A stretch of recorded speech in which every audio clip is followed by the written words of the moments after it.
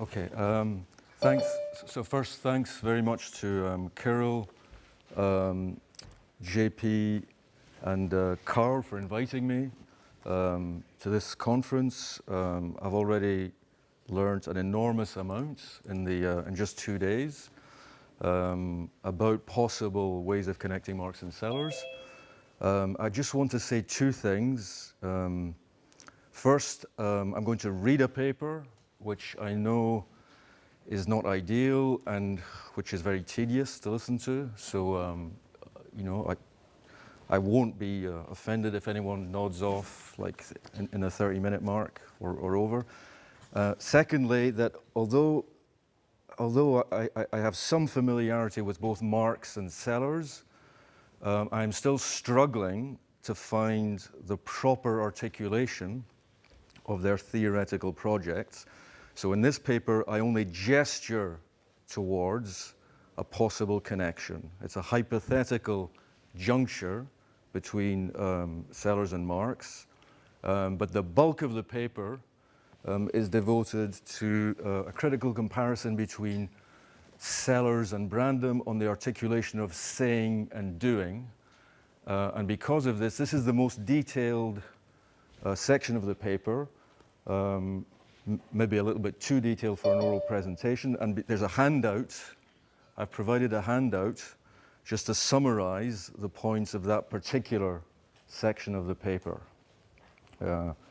which is comparing and contrasting Brandom and Sellars on the relationship between tokenings and types, okay? So that's the only, but the reason I'm including that is because I'm actually very interested to hear comments and feedback on this section of the paper. I'd be curious to hear people's thoughts. Okay, so what is at stake in putting Marx and the Pittsburgh School into dialogue?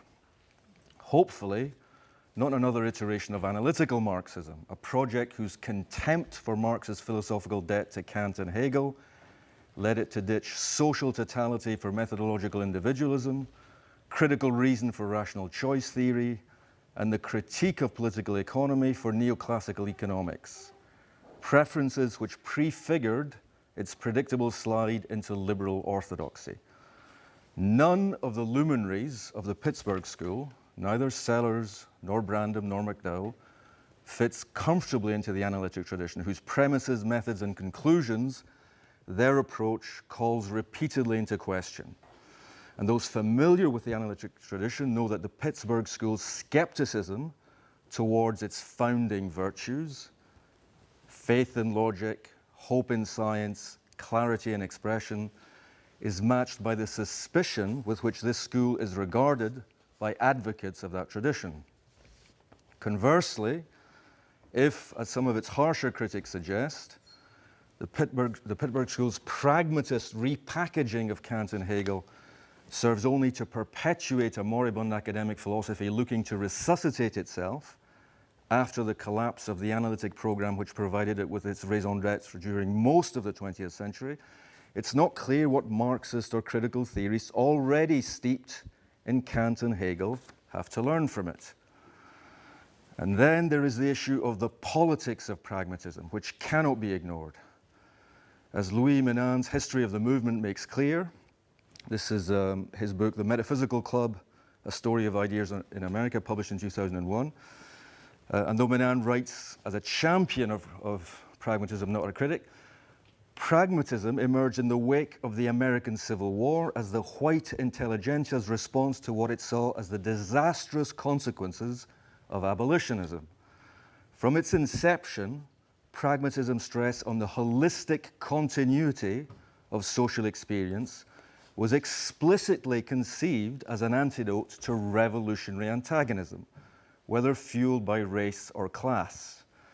In this regard, pragmatism's elevation of conversation over confrontation and continuity over rupture, together with its peculiarly sanguine view of American democracy, has always been political. And this is particularly evident in the writings of Richard Rorty, whose pragmatist critique of the analytic tradition in Philosophy and the Mirror of Nature was a decisive influence on both Brandom and McDowell. Rorty's insistence that democracy is more valuable than philosophy, or that conversation is more important than truth, lays bare the politics of pragmatism. For when he talks about democracy, Rorty means America. If we want to get a sense of what sorts of things Rorty might be saying about today's pro-Palestine protesters, we should remember what he had to say about Vietnam protesters. This is a quote. These protesters were absolutely right that Vietnam was an unjust war, a massacre of which our country should always be ashamed. So far, so good. But when the students began to burn flags, they did deeper and more long-lasting damage to the American left than they could ever have imagined. The best thing that could happen to the American left would be for the academics to get back into the class struggle and for the labor union members to forgive and forget the stupid and self-defeating anti-American rhetoric that filled the universities of the late 60s. End quote. This is Rorty writing in 1996, not only after Vietnam, but after US interventions in Chile, El Salvador, Nicaragua, Panama, Lebanon, Somalia, Iraq. Between 1945 and 1999, i.e. at the exact moment when Rorty was writing, the US was involved in 32 distinct and separate bombing campaigns on 24 different countries. Yet Rorty remained unperturbed. He was a patriot. One of his late works is entitled Achieving Our Country. A patriot for whom divisions of class, race, or gender are overridden by the interests of the imperial nation-state, whose sovereignty is unimpeachable. In Rorty's eyes, anti-imperialism is unpragmatic precisely because it is un-American. He views pragmatism as the philosophical flowering of American civilization, ratifying the link between capitalism's negation of transcendent truth and natural selection's negation of transcendent purpose.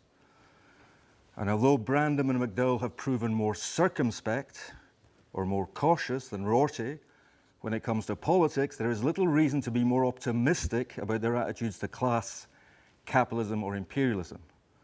So, if the Pittsburgh School's splicing of Hegel and pragmatism and its insistence on the sociality of reason culminates in an apologia for American liberalism, what could it possibly have to offer Marxists? I want to try to answer this question by pinpointing what I think is a fundamental divergence between Sellars, usually regarded as the school's progenitor on the one hand, and Rorty and Brandom, his critical heirs, on the other. If the Rorty-Brandom fork of this divergence leads from pragmatism to liberal Hegelianism, its Sellarsian fork, I think, leads from pragmatism to Marx. So, I'll begin by recounting Sellars' conception of discursive intentionality and Rorty's objections to it, and then I'll contrast Sellars and Brandom's accounts of the relation between logical and empirical form. Where Brandom subordinates the latter to the former, Sellars insists on their overlap, indicating a point at which discursive practice cannot be cleanly segregated from non-discursive factors. And lastly, I will try to connect Sellars' articulation of rule-governed and pattern-governed behavior to Marx's articulation of social consciousness and social being. But as I've already mentioned, this will be little more than a promissory note. The gargantuan labor required to forge explicit links between the inferentialist account of discursive practice and the Marxian account of social form is far beyond what I can hope to accomplish here. So, in his recent book on Sellars' conception of intentionality, Luz Seiberth proposes that Sellars recodes the Kantian distinction between transcendental immanence and metaphysical transcendence by distinguishing between the horizontal and the vertical dimensions of intentionality. Intentionality has been traditionally conceived as a vertical relation connecting thoughts to things, or as a word-world relation. But Sellars reconceives it as a horizontal relation among thoughts construed as languagings, a word-word relation. Inference is the basic transition from thought to thought. And while perception need not always issue directly from inferentially articulated judgment, it is always indirectly conditioned by it. And this is why, as Sellars puts it, the logical dimension in which perception founds judgment is complemented by one in which judgment founds perception. What Sellars seeks is the point where this horizontal dimension of logical justification, which contains perception, judgment, and action, intersects with the vertical dimension of efficient causation, which contains none of these. So identifying the point of origin from whence logical immanence and causal transcendence diverge is the goal of Sellars's transcendental analysis of intentionality. And what makes it possible to anchor intentionality in nature is the fact that the transitions from perception to thought and from thought to action form behavioral circuits that can be situated within the causal realm. Thus, while inferences are internally coordinated by relations of justification, their links to perception and action form patterns of behavior that are externally and causally coordinated with the environment.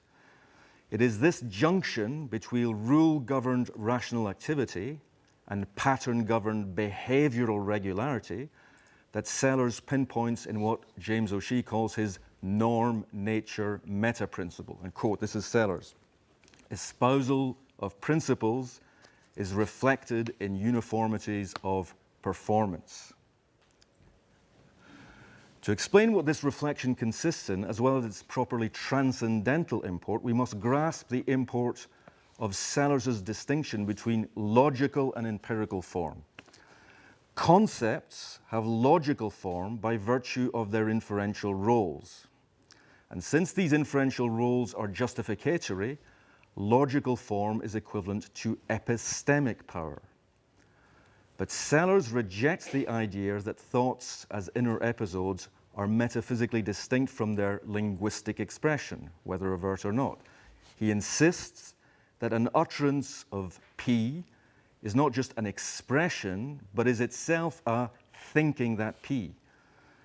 So concepts are indissociable from linguistic episodes and thereby possess empirical as well as logical form. Their empirical form consists in what Sellars calls their matter of factual properties, such as shape, size, or color in the case of writing, or frequency, time, amplitude, and format in the case of speech. Linguistic performance reflects normative principle at the level of empirical form, but linguistic performance also stands in a determinate relation to the objects by which it is elicited. And so there is a correspondence between the empirical form of objects and that of the utterances they elicit. However, this is not a first-order correspondence between the empirical properties of utterances and those of the objects causing them, but rather a second-order isomorphism between relations amongst the properties of objects and relations amongst the properties of the utterances they cause. It is second order, in Seibel's words, because, quote, the isomorphism depends for its structure on the method of projection inherent to the conceptual scheme in which it is produced, end quote. In other words, we determine the isomorphism between the relations amongst object properties and the relations among utterance properties. And this isomorphism is the picturing relation, understood as a non-intentional correlation between the matter of factual properties of utterances or inscriptions and those of non-linguistic objects. The transcendental dimension of Sellars's naturalism follows from his claim that the picturing relation is not only the consequence but also the condition of normative activity. In other words, there can be no espousals of principle without uniformities of performance. Quote, again, this is Seibel. The isomorphism is at once a result of linguistic activity and its transcendental precondition. So consequently, there's an important sense in which logical form depends on empirical form. Or as Seiberth puts it, quote, the empirical form allowing a function to be realized or reflected in a uniformity of behavior sustains the logical form, end quote. So it's because logical form needs to be empirically realized that it is embodied in the activities of language using animals. And this, I think, is the meaning of Sellers's cryptic pronouncement that truth is not a relation, but a sign that something needs to be done. Truth is not correspondence, but intervention. Rorty hails Sellers's emphasis on the normativity of meaning and knowing, but dismisses picturing as a forlorn appeal to a transcendent dimension of truth. Quote, and this is Rorty writing in 1998. Picturing is for Sellars what disclosedness is for Heidegger. It's the extra dimension which relates social practices to something beyond themselves, and thus recaptures the Greek problematic of humanity's relation to the non-human, i.e. the problematic of nomos versus physis. In Sellers's case, this non-human something is, quote, the world. And in Heidegger's case, it is, quote, being. Okay. So, Rorty's rejection of picturing is echoed by Brandom and McDowell. But the picturing postulate, properly understood as a matter of factual relation in rerum natura between linguistic and non-linguistic objects, is not supposed to index the world's transcendence vis-à-vis the immanence of human practices, but rather the point at which the immanent logical powers of concepts in the intentional order intersect with the matter of factual causal properties of objects and events in the real order. And the only sense in which the latter could be said to transcend the former is a sense in which what Sellars calls the real, or nature, is devoid of logical form, which belongs only in the conceptual order. Lacking logical form, the real cannot ground anything. So picturing is not supposed to provide a metaphysical ground for semantic assertability, which is truth coextensive with the resources of justification, but nor is it intended to establish a correspondence between assertion and fact, since, on Sellers's account, facts and assertions ultimately coincide. The picturing correspondence is not between assertions and facts, but between the matter of factual properties of acts of assertion and those of the objects eliciting those acts. So semantic assertability cannot be simply read off picturing activity. And it's a transcendental postulate which, in fact, Rorty mistakes for a metaphysical foundation. What is transcendental for Sellars is the postulate of the interdependence between reasons and causes, or rules and regularities. Logical power is irreducible to, but also inextricable from, empirical form. And this interdependence cannot be dissolved without either inflating the conceptual to the point where it swallows the empirical, or collapsing reasons back into causes. Rorty believes he can avoid both without resorting to picturing. Like Sellars, he wants to maintain the irreducibility of the normative and the cognitive supremacy of natural science. But he insists that this can be done without having to invoke, as he thinks Sellars does, quote, a luminous, self-justifying, self-sufficient synoptic vision of the integration of reasons and causes, or prescribing and describing. Rorty's insistence follows from the claim that the difference between the normative and the factual, or justifying and describing, boils down to a difference in social practices. While justifying and describing are distinct practices, they are also indissociable. And once this is understood, according to Rorty, the invocation of a set of empirical properties capable of exhibiting languages, and thereby knowledge's, relation to reality is not only implausible but unnecessary. It is not facts that ground the normative space of reasons, but social practices. Rorty's appeal to practice presupposes, quote, that a philosophical account of our practices need not take the form of descriptions of our relation to something not ourselves, but need merely describe our practices, end quote. And indeed, Rorty continues, quote, the desired relation to the world, which representationalists fear may be lacking, is, Sellars was implying, built into the fact that these are our practices, the practices of real, live human beings engaged in causal interaction with the rest of nature, end quote.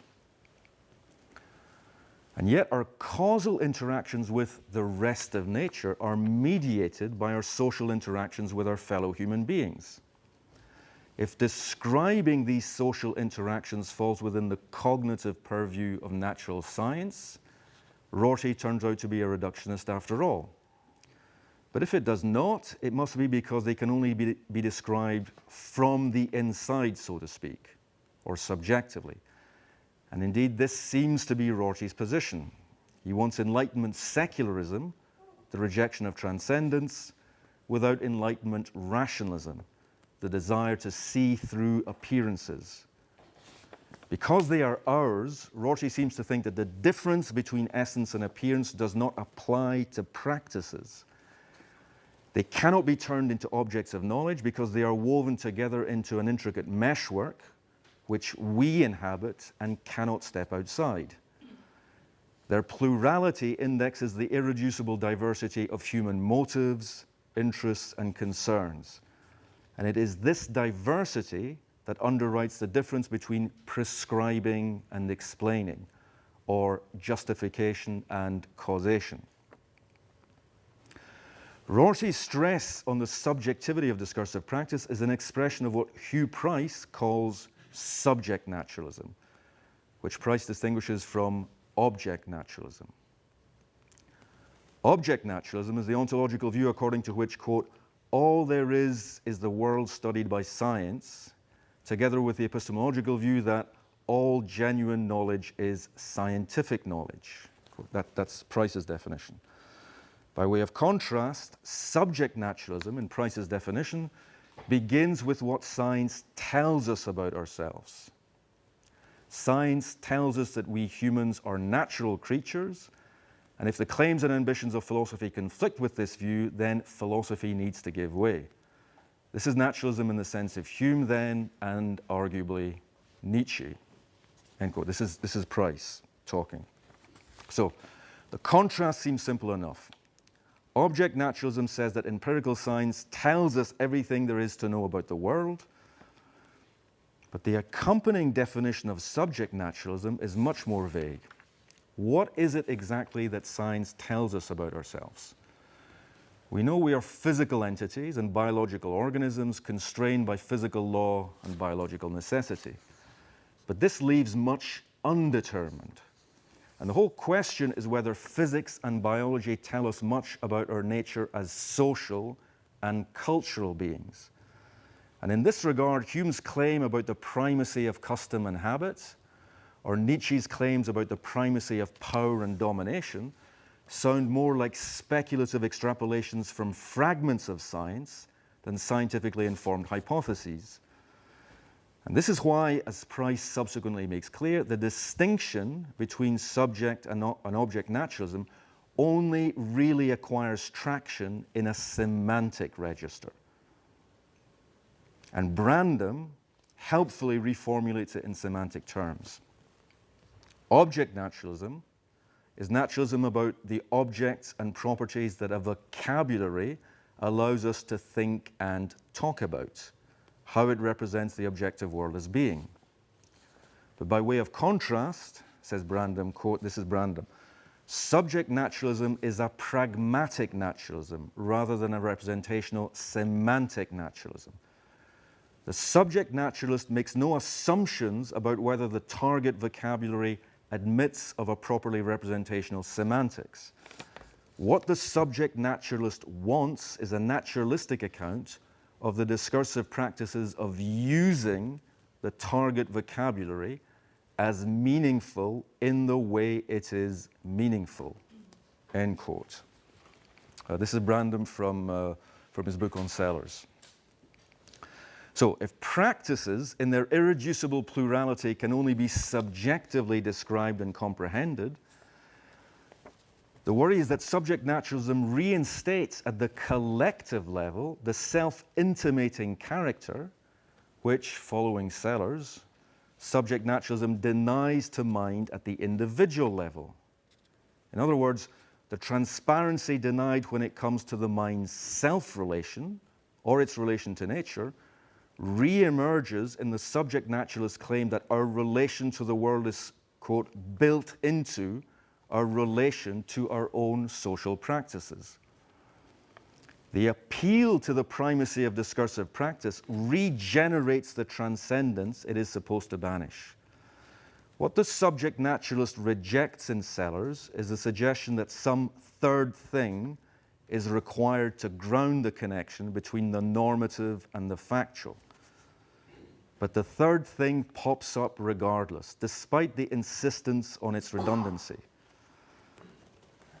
It is simply capitalism as the set of institutions, norms, conventions, and values shaping our practices. These constitute a system of social forms which are perpetuated by our collective practices, but whose institution we did not collectively adjudicate. And this is simply to say that human practices generate social forms that they do not intend. Such forms are opaque to the practices that generate them. They transcend the subjectivity of those engaging in the practices they shape. The subject naturalist believes that discursive practice is sufficient to carry out the practical embodiment of logical form that Sellars ascribes to the picturing postulate. But this is to ignore the fact that there is sometimes more to doing than saying, or more precisely, that the categories of discursive practice neither align with nor map onto the varieties of practical activity.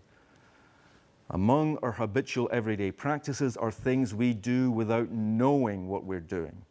In Marx's example, buying and selling commodities. And this for the simple reason that we cannot subjectively comprehend the nexus of social relations implicated in commodities and money. This is to say that the subjectivity of practices is objectively mediated by social forms that shape practices even as they are shaped by them. And these forms are objective rather than intersubjective, which is to say that they are practically constituted but not intersubjectively instituted. It is this objective mediation of subjective practice by social form that I think cannot be accounted for by subject naturalism insofar as it construes discursive activity, or saying, as both implicitly enveloped by, but also explicitly enveloping practical activity, or doing. And thus, in his interpretation of Heidegger, Brandom argues against those who think that doing, practice as everyday skillful coping, or what Heidegger calls absorption in the ready-to-hand, Zusammenhalt. Brandom argues that doing cannot be independent of saying, theorizing as assertion about what is currently present at hand, or Vorhandenheit. So as Brandom puts it, quote, unless pre-linguistic proprieties of practice are accompanied by linguistic ones, they will not count as instituting a world, and the instituting entities will not count as having the sort of being characteristic of Dasein, end quote. This is from the chapter on, the second chapter on Heidegger and Tales from the Mighty Dead. So, by this I take Brandom to mean that where minded beings are concerned, there is no possibility of practice without the possibility of assertion, no doing that could not be said. Doing and saying are reciprocally enveloping. All saying envelops a type of doing, while all doing can at least potentially be enveloped by a type of saying. And the question then is whether the varieties of saying construed as concepts envelop the varieties of doing construed as objects, or whether these outstrip the former, such that there is more to doing than we are able to say using subjectively available descriptive resources. So now I turn to an examination of Sellars and Brandom on metalinguistic classification. Okay, so this is where the handout begins. Okay, so on this point, I think a rift is discernible between Sellars and Brandom. It can be drawn out by comparing what Sellars and Brandom say about metalinguistic classification, that is, about the way in which we identify the functional role of linguistic expressions. This is the import of Sellars' dot quoting device, which has already been discussed today by Iyad, Raya, and David Bremner in their papers. So, by dot quoting a linguistic expression, we form a metalinguistic sortal which classifies expression types according to their functional role. A sortal is anything like not only a characterization, but anything, the instances of which can be counted. So dog, cat, tree, these are sortals. Sortals are opposed to mass nouns like sand or grass or water. So, although the metalinguistic sortals formed by dot quoting appear to be abstract singular terms, which would substitute linguistic universals for non-linguistic ones, Sellars shows them to be what he calls distributive singular terms. Okay, I think this will become clearer actually. So dot quotation has three principal features according to Brandom. Okay, first, expressions formed by dot quoting other expressions are common nouns or sortals and not singular terms. So, quote, dreieck in German is a dot quote triangular, okay? And this is equivalent to Rex is a dog, okay? Or if one says Dreikeigs are dot quote triangulars, plural, this is equivalent to terriers are dogs. Okay. Brandom's second point is that the items falling under these common nouns are expression types. And his third point is that all the items falling under a particular common noun formed by dot quoting an expression stand to the type of that expression in the equivalence relation whereby the term, the quoted term on the left-hand side of the equivalence plays the same functional role as the dot-quoted expression on the right-hand side. So, this is what Brandom takes dot quoting to do. First, dot quotes classify rather than name. They classify, but they do not name. What they classify are expression types rather than expression tokens, and they establish an equivalence of functional role between types across as well as within languages. But how does dot quoting classify? Dot quoting requires a special use of expressions that involves more than merely mentioning them. So as Brandom puts it, this is Brandom. Unlike standard quotation, which does merely mention the quoted expression, one cannot understand something of the form dot quote E unless one understands the quoted expression E.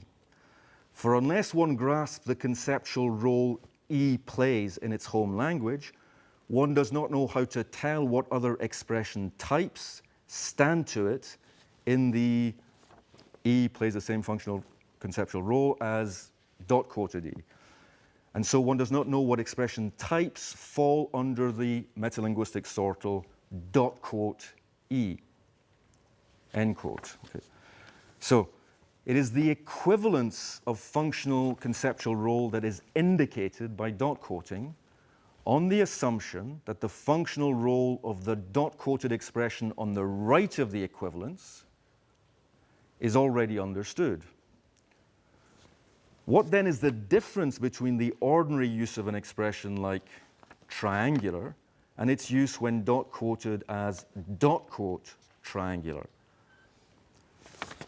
Dot quoting classifies an unfamiliar expression type by asserting its equivalence with a familiar one. But this assertion of equivalence requires using the familiar expression type in a way that exhibits its functional role. So one would say, for instance, quote, dreieck in German is a dot quote triangular in English. So on Brandom's account, the equivalence of function is established across a plurality of expression types. Dreieck in German, al-thulathiyya in Arabic, triangular in English. Note, however, that this equivalence, or one-in-manyness, is only possible insofar as the type is incarnated in a particular token. Now, Brandom distinguishes tokenings from tokens, with the former understood as performances expressing intentional states and attitudes, and the latter as the sounds or marks through which these performances are realized. Only tokenings are semantically contentful in the first instance, tokens deriving whatever intentional content they may possess from their tokening. Now, two quick remarks can be made here. First, through this distinction, Brandom effectively relocates the familiar contrast between originary and derivative intentionality from the private sphere of mental interiority to the public sphere of discursive exteriority. And second, the assumption that acts of tokening can be neatly demarcated from their linguistic expression in marks and noises is precisely the one that Sellars rejects. In Brandom's tripartite distinction between types, tokenings, and tokens, the latter are conceived as inert residues of signifying acts. Only by virtue of tokenings are tokens connected to signifying types. But Sellars inverts this hierarchy. It is through tokens that tokenings are connected to types. And what he calls the matter of factual properties of tokens, which is to say their acoustic or graphic characteristics, contribute to the recognition of a tokening as such, and thereby to the identification of the type being tokened. So, for Sellars, tokens are inseparable from their tokenings.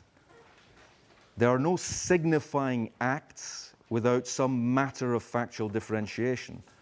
No differences in tokening without differences in their tokens.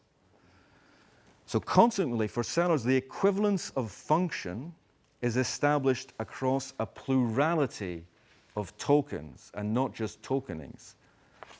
A plurality of tokens of expression types. I can use a familiar type, but I can only token an unfamiliar or uncomprehended type. And if I don't speak German or Arabic, I am tokening dreieck or al-thulathiyya, but not using them. All tokenings are of specific types, but we do not always understand the types we are tokening. Dot quoting involves using familiar expression types to classify... Sorry, you ran out of battery. There we go. Okay. Thanks. So dot quoting involves using familiar expression types to classify unfamiliar type tokens. And this requires relating the empirical descriptive features of the foreign sign design to the normative prescriptive features of a familiar expression. So to appreciate the significance of this relation, it's helpful to recall Sellars' analogy between linguistic types and chess pieces. To claim that the pawn is correctly moved thus and so is materially equivalent to claiming that the pieces used as pawns are correctly moved thus and so. For Sellars, as for Brandom, it is the prescriptive criteria that are essential to the character of the equivalence as defining a piece. Quote, and this is Sellars from Abstract Entities. quote, dot quotation corresponds to ordinary quotation, where the latter practice has been modified in such a way that the descriptive components of the criteria for the application of the common noun formed by quoting has been reduced to that which is implied by the prescriptive components, and the latter has been given its most generic formulation, end quote. So, if I hold up a piece of wood and declare this is a pawn, I correlate the piece's prescriptive role with the descriptive properties of its wooden vehicle without identifying them. But in asserting a functional equivalence across languages by dot quoting a familiar expression, we correlate the descriptive properties of the foreign token with the prescriptive properties of the familiar type in order to exhibit the latter's normative functional role. Without this correlation, we would not be able to exhibit the functional type as a type. We would either be mentioning it or just using it regularly. So it's by virtue of correlating the descriptive features of unfamiliar tokens with the prescriptive features of familiar types that dot quoting does not just name a functional role, but uses it as a type. And it's the using of a type as a type, and not just using of a type, which is what we do all the time, that makes possible dot quoting's classificatory function. Moreover, the capacity to engage in metalinguistic classification presupposes the ability to carry out ordinary linguistic classification. It's because we know how to use a linguistic sortal like dog that we are also able to use its metalinguistic analog dot quote dog, since what we are doing with the latter is exhibiting the former's normative linguistic role. We are showing how we use it. So the practice of classifying by dot quoting, which we should recall is a species of the familiar discursive practice of quotation, has two significant features. First, it exhibits the use without pointing to it. It shows without ostending. So the correlation al-thulathiyya is a dot quote triangular is not equivalent to this is a dot quote triangular, because the familiar use can only be exhibited by being correlated with the mention of an unfamiliar expression. It cannot be shown by itself. And second, it is a metalinguistic assertion about a linguistic rule or norm, but one that does not state what this rule or norm is by specifying its proprieties of use in the way that stating the rules of chess specify the proprieties of use for chess pieces. This is why we need dot quoting. If we could specify or list the necessary and sufficient conditions for the correct use of a linguistic expression, we wouldn't need dot quoting. But this is exactly what normative pragmatism says you cannot do. Okay? So these points are relevant for grasping the sense in which metalinguistic sortals are to be understood as what Sellars calls distributive rather than abstract singular terms. Okay? What distributive reference, Sellars' example is the lion is tawny. When you say the lion is tawny, you're not designating an abstract entity called lionhood. Okay? You're simply referring to all particular lions, okay, distributively. And it doesn't matter if one or more particular line is not tawny, because it's a generalization about lines, okay? And dot quoting is the exhibition, the prescriptive function exhibited in dot quoting is also a generalization about semantic role. You're not defining a semantic role. You're simply kind of showing a general functional equivalence between a familiar expression in the home language and an unfamiliar expression in the object language. So, we've already seen how for Brandom, metalinguistic sortals are supposed to classify expression types rather than tokens. The problem now is to understand how they can refer distributively to types as types without referring to types as classes or as abstract entities. Okay, why is this important? This is the difference between whether you refer to linguistic expressions as concrete entities in the material world or as abstract entities, as classes or sets, which are abstract objects, which Sellars wants to avoid. So, Brandom acknowledges this when he writes, that metalinguistic sortals refer to types as types, when he writes, quote, that a dot-quoted expression's reference is distributive means that it is not to the group of Ks, i.e. the class of pawns, but as it were, to Ks as Ks, to pawns as pawns, that we are referring, okay, through a dot-coded expression. So, to grasp what's involved here, we need to appreciate how sortals operate. They play two significant roles. They provide criteria of application and of individuation for singular terms. And this is how they allow us to name particulars. But they are not formed by abstraction. The sortal dog is not formed by abstracting what is allegedly common to all particular dogs. I recognize this particular dog, Fido, as a dog by applying the relevant sortal together with its conditions of individuation. Sortals like pawn are a kind of one in many with respect to the objects that are reference of the singular terms they govern.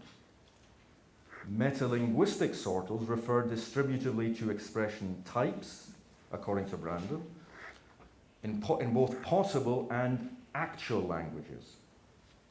So just as the pawn is dispensable refers to pawns, and the lion is tawny refers to lions, the dot-quoted triangular refers to dot-quoted triangulars plural, the concrete tokenings of triangular, which is to say to expression types that are functionally equivalent to the English word triangular. But now a puzzle arises as to how expression types can be distributively referred to. If the lion in the lion is tawny refers distributively to lions, it's because lions are spatial-temporally distributed particulars. But this is already not quite the sense in which the pawn in the pawn is dispensable refers distributively to pawns. Chess may be played virtually or in the head without any objects moving around in physical space or time. And still less is the lion's distributive reference to lions like the dot-quote triangulars distributive reference to dot-quote triangulars, plural, if the latter are supposed to be functional types. There's a disanalogy. The disanalogy between the manyness attributable to pawns and the manyness attributable to lions follows from the fact that where lions are concerned, the descriptive component is ineliminable. Whereas in the case of pawns, it's reduced, says Sellars, to that which is implied by the prescriptive component in its generic formulation. So I take Sellars to mean that since we know what the pawn does, or how it's supposed to move, we can recognize its role irrespective of differences in the matter of factual properties of its vehicle. And something similar seems to apply where metalinguistic sortals are concerned. But how can this be if these classify by correlating the descriptive features of unfamiliar tokens with the prescriptive features of a familiar token type? The generic formulation of the pawn's prescriptive component is available to us, but it's not available for the generic formulation of triangulars' prescriptive components. If it were, we would not need dot quotation to exhibit its function. We would simply list the rules specifying its proper use. So, were the descriptive component to be wholly eliminable, we would only be able to exhibit the role of familiar expressions in our own language. And this would be to restrict the scope of metalinguistic sortals to whatever language we happen to be using, and thereby to tie metalinguistic classification to our language, destroying Sellars' attempt to expand its scope beyond single or actual languages, which is the whole point of dot quoting. You're identifying equivalences of functional role across different languages, not only within a single language. This is why I think the descriptive pole of metalinguistic classification cannot be wholly eliminated. If the distributive reference is to the multiplicity of functional types as types, then their manyness must be analogous to that of mathematical entities, such as numbers, sets, and functions. Now, unlike Sellars, Brandom does provide criteria of individuation for functional conceptual roles in terms of the distinctive sets of discursive commitments and entitlements involved in each. But this is still to individuate types of inferential role rather than their tokenings. And the problem is how to understand the sense in which dot-quoted triangular refers distributively to dot-quoted triangulars, plural, if these are types rather than tokens.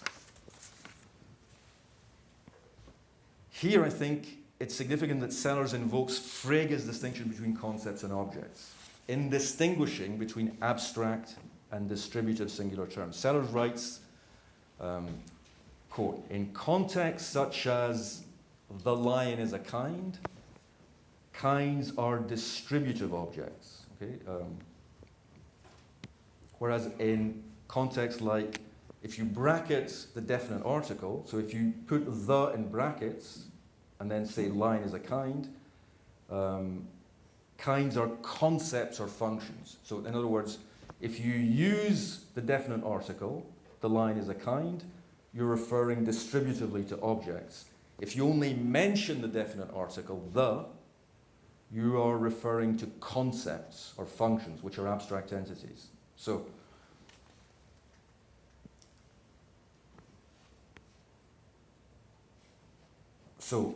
nominalized concepts are still abstract objects for Sellars. So distributive reference on his account must be to concrete objects. But if so, asking whether the individuation of types in metalinguistic classification implies a reference to concrete tokens leads to a deeper demarcation between Sellars and Brandom, a division over whether or not concrete objects must be spatio-temporally individuated or particularized. And the issue concerns whether tokenings are to be understood as bridging the normative, prescriptive, and causal descriptive orders, which is Sellars' view, or whether this juncture is internal to saying, insofar as discursive doing bridges the prescriptive and descriptive orders, which I think is Brandom's view. So if metalinguistic sortals are understood as referring to linguistic types or functional roles, they are referring to concepts that let us say what we are doing in saying. Whereas if they understood as referring to tokenings of types or role realizers, they are referring to sayings construed as spatio-temporal objects. And at issue is the difference between two metalinguistic concepts of saying. Sayings as functions encompassing prescription and description, on Brandom's account, versus sayings as objects straddling prescription and description, on Sellars' account, or saying as unifying these orders versus saying as divided by them. So, okay, I'm going to skip the next bit. Okay, here's where this is supposed to be kind of paying off. Okay.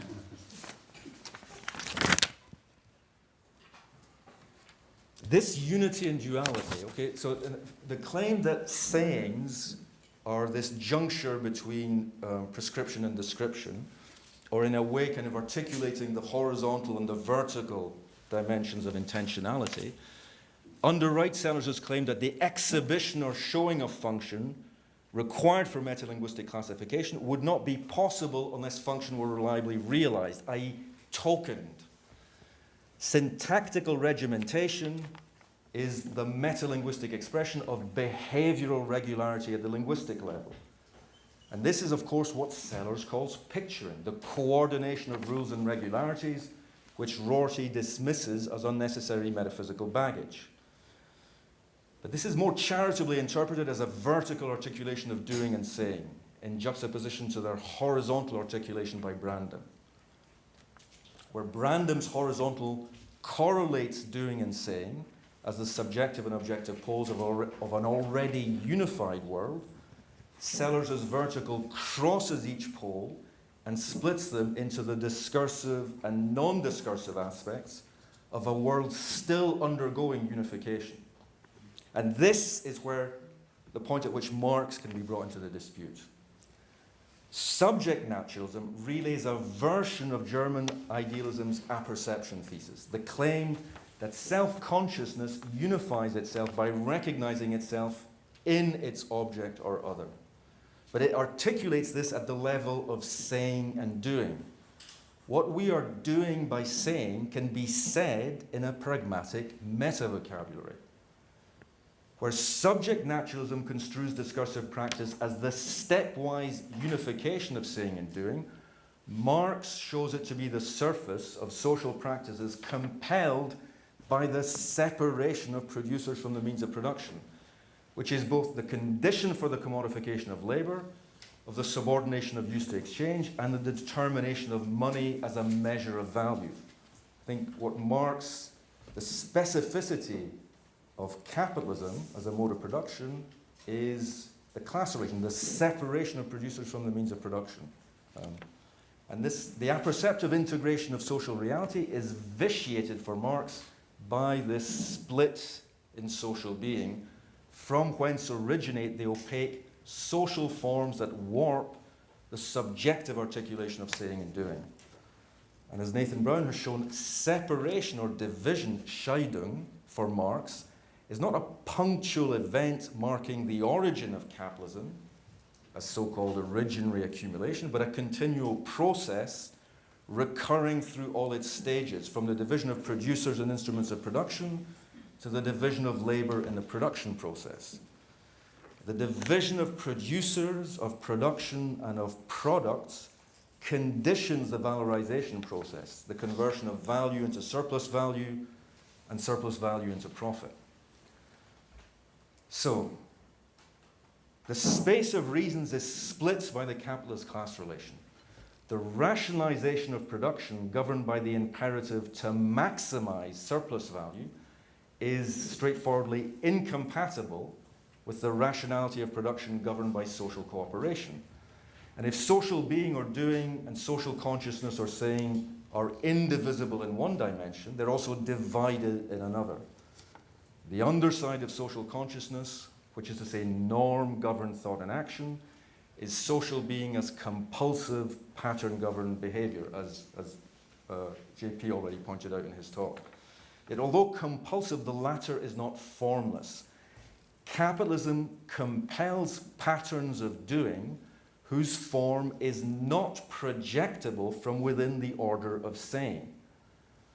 So if for Sellars discursive activity fuses logical with empirical form, then Marx shows how social forms like wage labor, commodification, and money, which are neither logical nor empirical, constrain both normative authority and empirical form. So the Sellarsian insight whereby pattern-governed behavior is the obverse of rule-governed activity needs to be supplemented by Marx's insight that real compulsion at the level of social being vitiates the ideal of apperceptive spontaneity at the level of social consciousness. Thanks.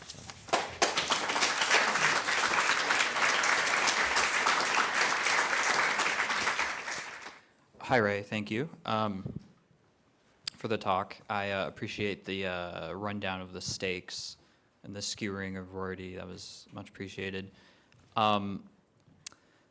So I was hanging on for dear life during the dot quotation section.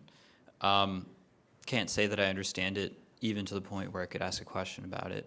But I will say that I, the whole time, was thinking of Hegel's discussion of syllogism in Science of Logic, and the way that, I mean, there's different terms. I don't know if they map onto each other at all, but, you know, particular, individual, and universal come to mediate each other, which I understand to be a movement of swapping places, where what we arrive at is sort of like a concept of subjectivity, or the subject. And then in the final part of your talk, when you started talking about how Marx's discussion of the class relation, the self-reproducing class relation, introduces this like scission in the space of reason, led me to think about how the way Marx structures that reproduction process kind of follows a syllogistic structure, with the three moments of the capital circuit kind of all intermediating each other, capital being the total subject of that circuit. So moving from valorization, you know, a productive capital, to commodity capital, to monetary capital, back to productive capital, et cetera, et cetera.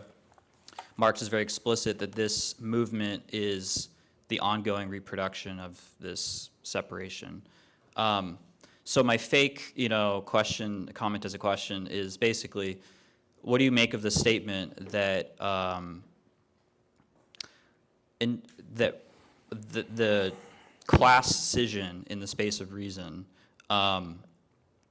is something that is, or rather that the circuit of capital is enacting the work, or embodying the struggle over the subject of social production, in which human activity is, you put it really well, kind of like the doing of valorizing labor is stripped down of its intentional or teleological force. So basically the ends of workers is structurally separated from them, and becomes the end of capital. Capital becomes the subject of social production.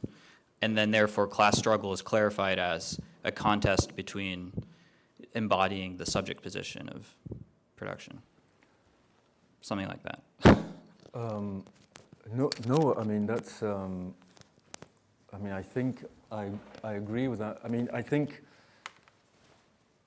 it's clear that Marx characterizes, you know, the movement of capital as in logical terms, okay? It's in quasi kind of logical, it has a logical articulation. And this is why, as I think Adam Klewenhagen pointed out in his talk yesterday on consumption, I think there's something crucial to this idea that the abstract domination, you know, exerted by capital, has this logical, you know, subsumption is a logical relation. Okay, so there's a sense in which the kind of the objective, to put it in classical kind of Marxist Hegelian terms, the objectification, you know, the alienated reification of our activities assumes this kind of this inverted logical form, which, you know, pursues its own ends, its own purpose, you know, against or in defiance of human acts and intentions. And Marx is explaining this. He can explain this using, you know, conceptual resources borrowed from Hegel.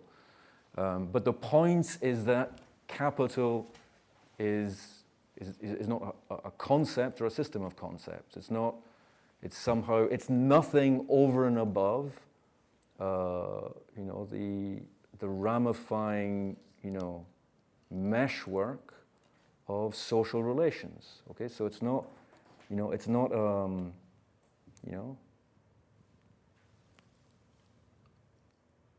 it's not an abstract entity in the Sellars in the sense that Sellars is trying to contest. So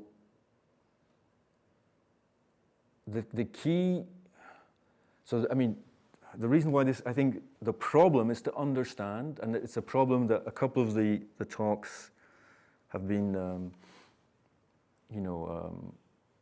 grappling with and kind of contributing to resolving, is how these human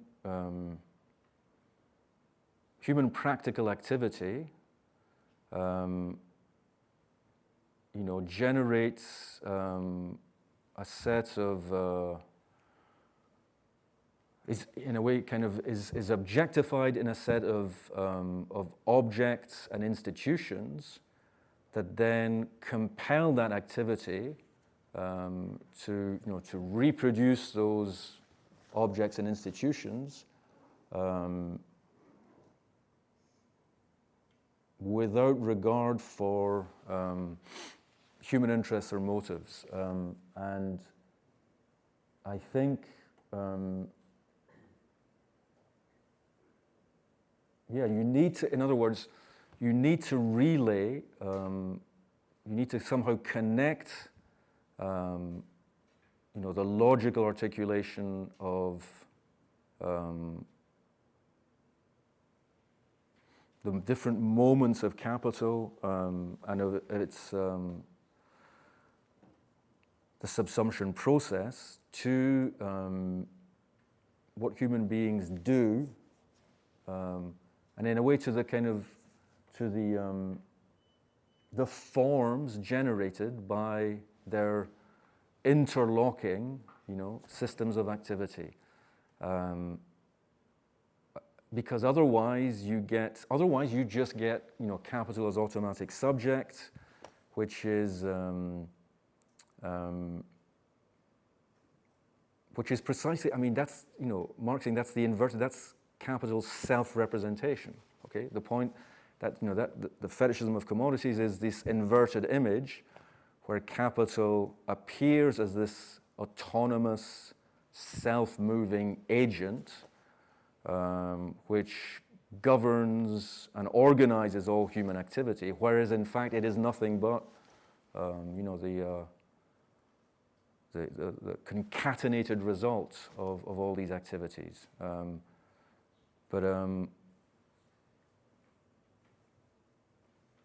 And I think that's, so I think the point about, okay, one significant contribution that Sellars makes is by showing how what human beings say and do can be understood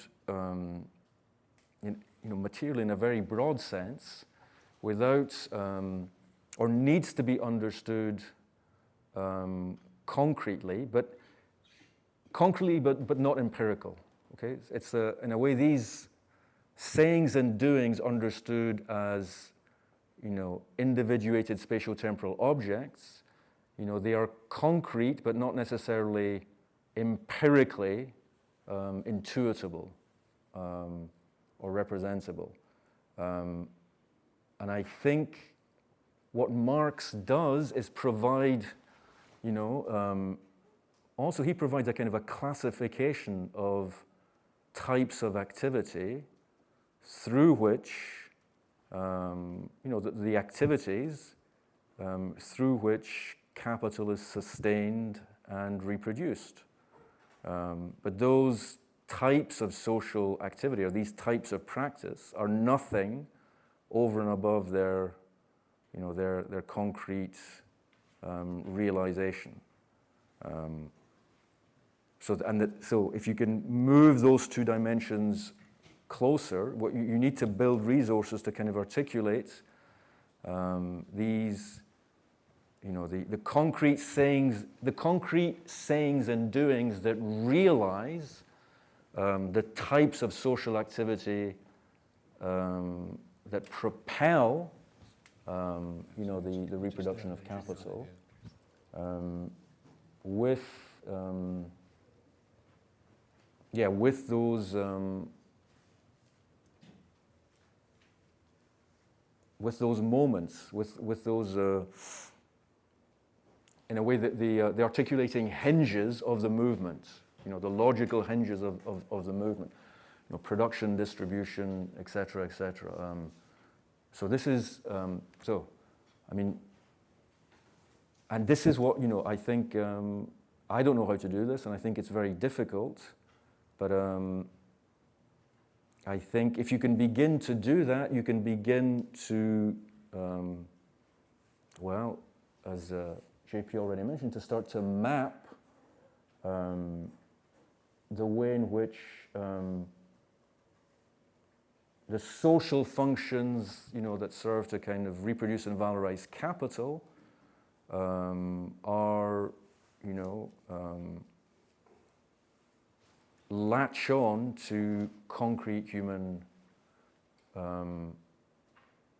doings, practices and doings. But that's a very, it's not much of an answer, I'm afraid. It's, Right, do you want to range of adjudicate? Hi, Ray. Thanks for the talk. It's good to hear you in person. I have a couple of related questions, and maybe you can just pick which one you like best and just answer one of them, and obviously, because I'd like to give everyone time that needs it. So my first question, and you may have already answered this in the talk, in the section on dot quoting. I don't think I followed every step, so I apologize if this is redundant. But so you mentioned that the purpose of dot quoting plays this role of specifying functional roles, obviously, but it does so precisely because we don't know in advance the inferential rules that sort of determine those functional roles between types of tokenings, right, in different languages, or between different words with the same functional roles in the same language. So I guess I'm just thinking about what justifies the use of dot quotes then in the first place, because they seem to presume that there exists a functional role that is the same. So is it, is it authorized on the basis of kind of defeasible material inference about both languages? I guess that's the first question, is more of a clarificatory question. And then the second one, which I think is maybe related, but it's hard for me to express how I think it's related, is about distributive singular terms and their relationship to the reference of the multiplicity of the individuals without appealing to like an abstract notion of classes or predication or whatever. So I guess in that case, I'm just wondering, if the material inferences involved in dot quotes are defeasible in that way, then it seems to me that we have no sort of semantic basis to understand why different individuals can be picked out by the same word. In other words, I'm just like, how does reference actually attach to these entities? I guess is the question. Again, this is mostly just because I'm struggling to understand Sellars, and yeah, so thank you. Okay, those are good but difficult questions. Look, Brandom can specify the conditions for the individuation of different types of inferential role. He does this in terms of commitments and entitlements. Okay, so he can kind of catalog and kind of distinguish different differences in types of inferential role, simply in terms of like by different kind of correlations of commitments and entitlements. Okay, and the points that I was making is that this is a kind of an a priori kind of, the point is that Brandomian inferentialism allows you to kind of, in a way to chart the structure of the game of giving and asking for reasons a priori, or using, deductively, okay? I mean, and I think that Sellars, well, I don't know, but like, for Sellars, the whole point is that if you could do that, you wouldn't need dot quoting, okay?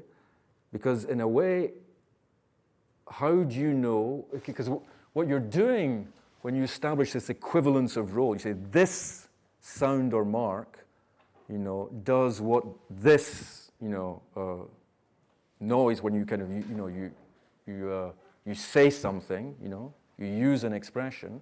So you establish this equivalence between the unfamiliar expression and the familiar expression.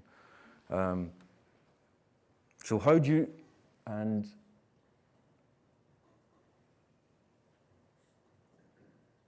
the point then is that you're supposed to be able to recognize the equivalence at the level of the prescriptive features of this expression. It does the same thing, okay? So how do we know that something is doing the same thing? And both Brandom and Sellars agree that this can only ever be an approximation. You can never kind of have an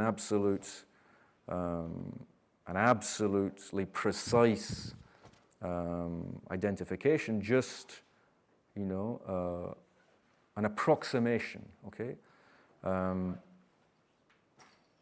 And I guess this is the question about how do you know that people speaking a foreign language are using an expression, in the same way that, how do you know that there is in fact this, this expression corresponds to this expression? And the point is that I think you need,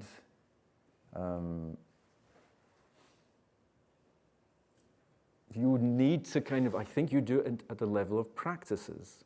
Because what they're doing, what they're trying to achieve, if you see the kind of the role played by the expression as part of a social practice, and it's obvious that you have to be able to kind of recognize the social practice to be able to recognize the functional equivalence of the linguistic expressions. And I guess the claim, the postulate, I think something like the picturing postulate, I think just as if picturing is a projection from, a rational resource, the space of reasons to the empirical or the matter of fact. In other words, you have to construct, the correspondence between matter-of-factual properties of sayings and matter-of-factual properties of objects. So in a way, I think you also have to kind of construct the equivalence between functional roles for expressions. And this involves some kind of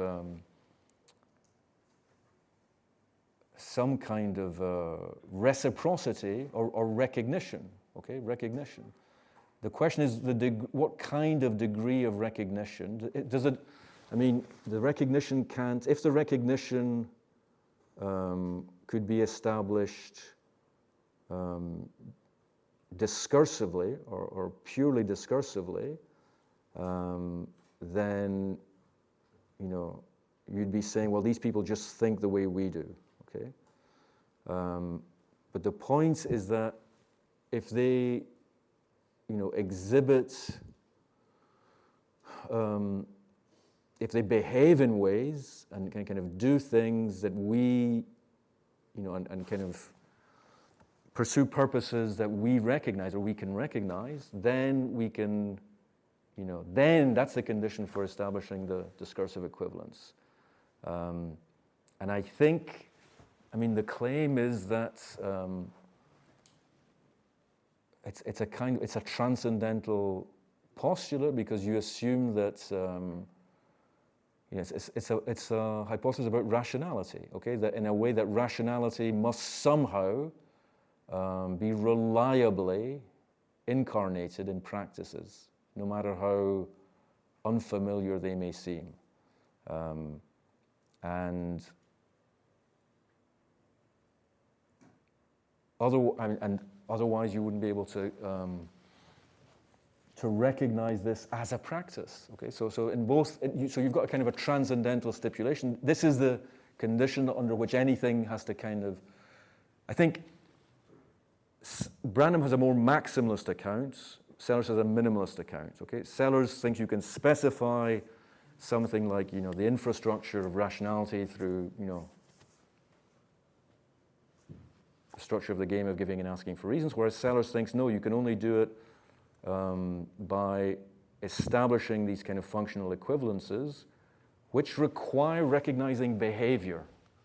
Okay, kind of, and I think part of the problem is that, in a way, I think part of what inspires the Sellarsian account is, I think it's motivated by concerns about conceptual change. Okay, how do you track semantic continuity or continuities of conceptual functioning across different categorial schemes?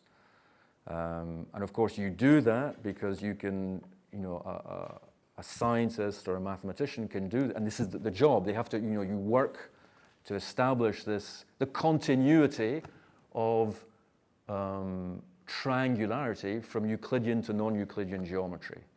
A radical change, okay? In Euclidean geometry, triangularity means summing to 180 degrees, whereas in non-Euclidean geometry, no, it doesn't need to sum to 180, okay? But nevertheless, it's still triangularity.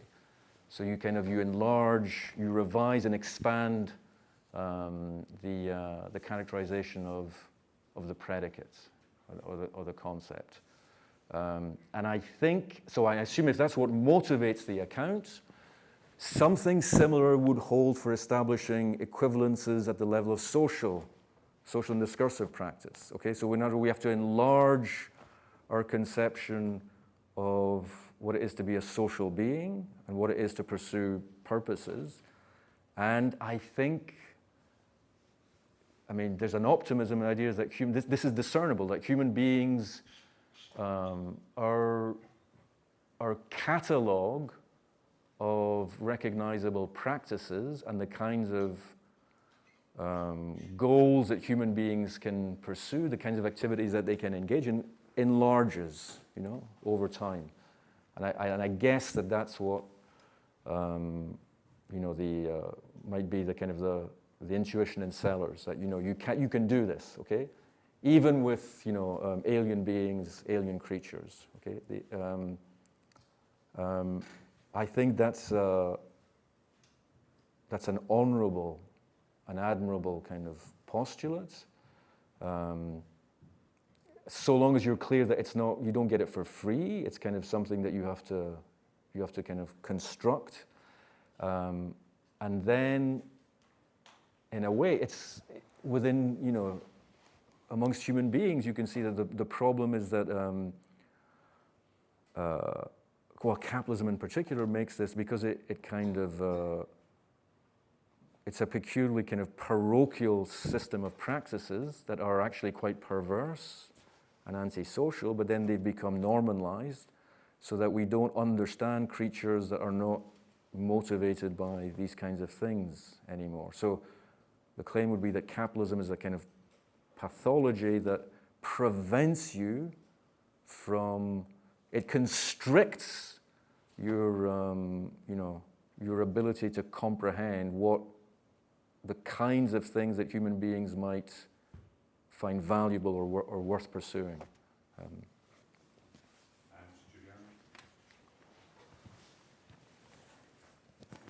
Hi, Ray. First of all, thanks a lot for the talk.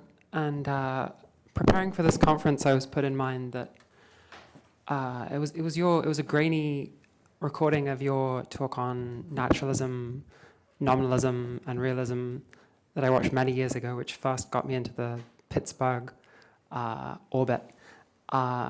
I recall even being very widely read on Marxist theories of materialism, finding it kind of incomprehensible and compelling. I can't tell you how many times I rewatched it, and I'm sure that a lot of people in this room sort of have similar origin stories around the myth of the given and social theory and its relevance. So thanks a lot for all the work you've done over the years, and thanks for pulling people into this strange rabbit hole in various lectures just like this one. So my question is more specifically about straddling, which is the final point on your handout here. And you sort of contrast Brandom's encompassing and Sellars' notion of straddling, or Sellars' wording that prescription and description gets straddled. So is your hope here to sort of like just make clear the gulf between these two thinkers? Is the point mostly kind of an exercise in contrasts? Or do you think straddling to me kind of suggests something less incorporative and less smooth and encompassing? Straddling sounds kind of awkward, and especially like when you straddle two things, they're still left apart, right? You have to bridge that gap. So is your hope that straddling is going to be of more like wider applicability, or do you have more of a kind of contrasting intention in flagging those two up next to each other? Okay, thanks. Okay, so yes, this is important. So I think that there is supposed to be a contrast, and in a way, the point, the straddling metaphor is supposed to be that it's logical form and empirical form that are, straddled. So I take Sellars' idea to be that, normative function or, logical power, the logical power of sayings can only be, realized through an appropriate empirical form. This is important because this is a rejection of hylomorphism, of a kind of, there's no hylomorphism of intelligible form and sensible content.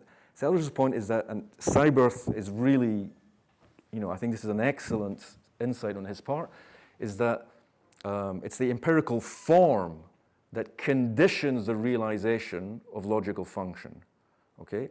So in other words, that you can't, so there's a sense in which,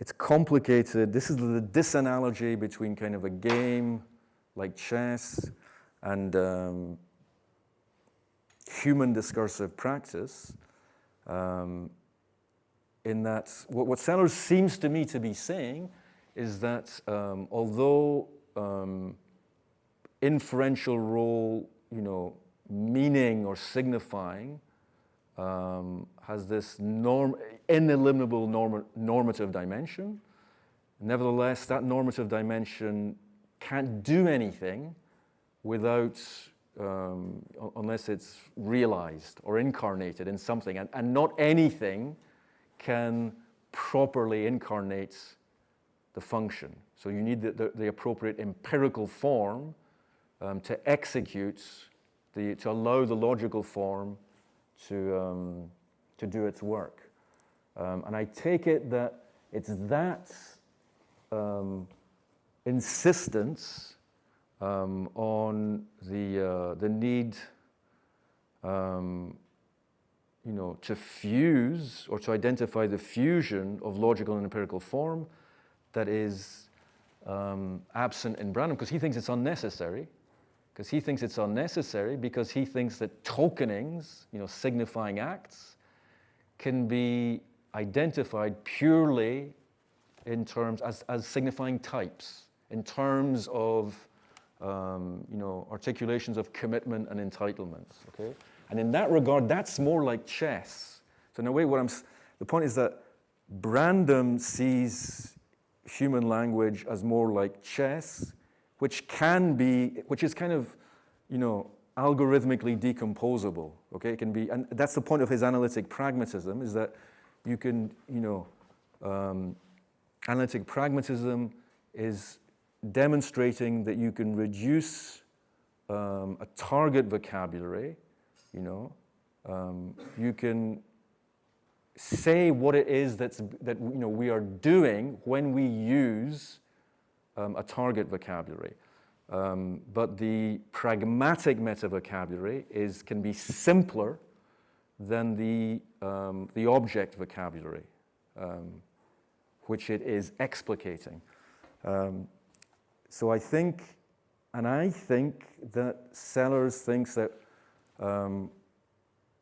it's not so simple because of the interdependence of logical form and empirical form, such that the varieties of saying that humans are capable of are still constrained by, are still empirically constrained.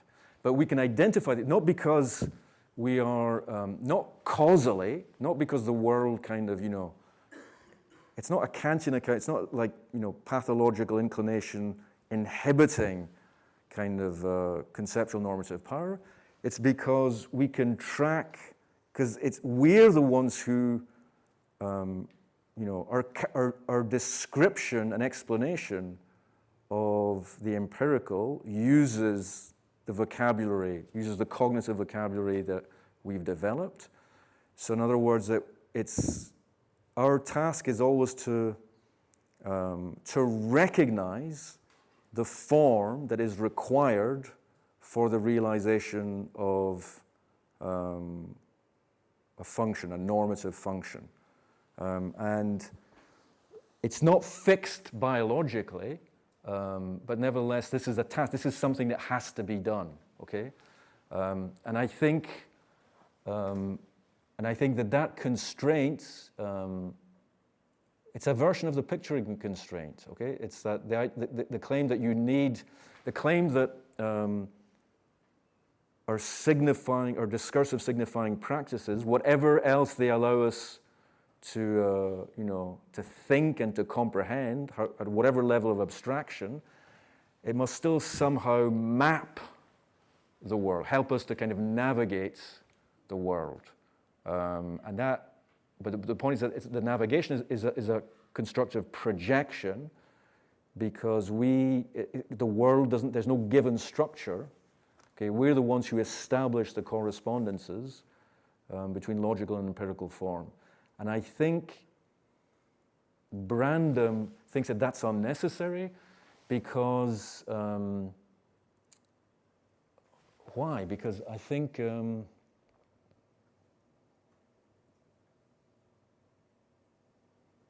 he thinks, all the work that Sellars ascribes to empirical form is done by RDRDs in Brandom, reliable differential responsive dispositions, which are ubiquitous and in a way don't need to be, like Brandom doesn't think it's kind of interesting to, like in the book, Between Saying and Doing, it's striking is when he gives these meaning-use diagrams and when he shows how the, very kind of sophisticated kind of,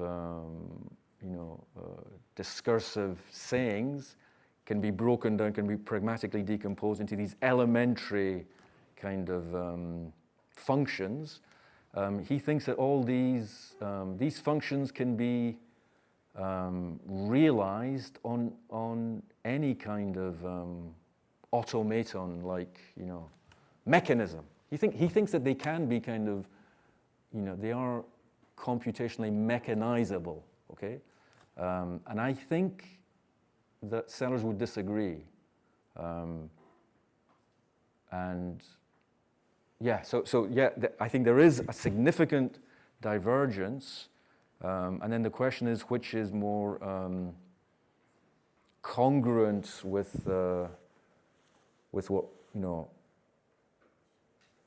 with Marx. And I think that a lot of what Sellars says about the articulation of logical and empirical form resonates with what Marx says about, for instance, about the human senses, about the humanization of, about, in a way, the kind of the fusion of conception and sensation through, cumulative, socialization. Okay, we can, so that even seeing is not a passive kind of, is not a passive there's nothing passive. It's a kind of we're doing something, and I think, yeah, I think, I mean, I can't. So I do think that is connected with Marx, who thinks that our biological inheritance is not just this unnecessary constraint, but has these untapped potentials, okay, that we can, develop, Whereas if you have the kind of the Brandomian view, it's just about the concatenation, the complexification of kind of inferential, the complexifications of saying, okay? It seems to me, I think.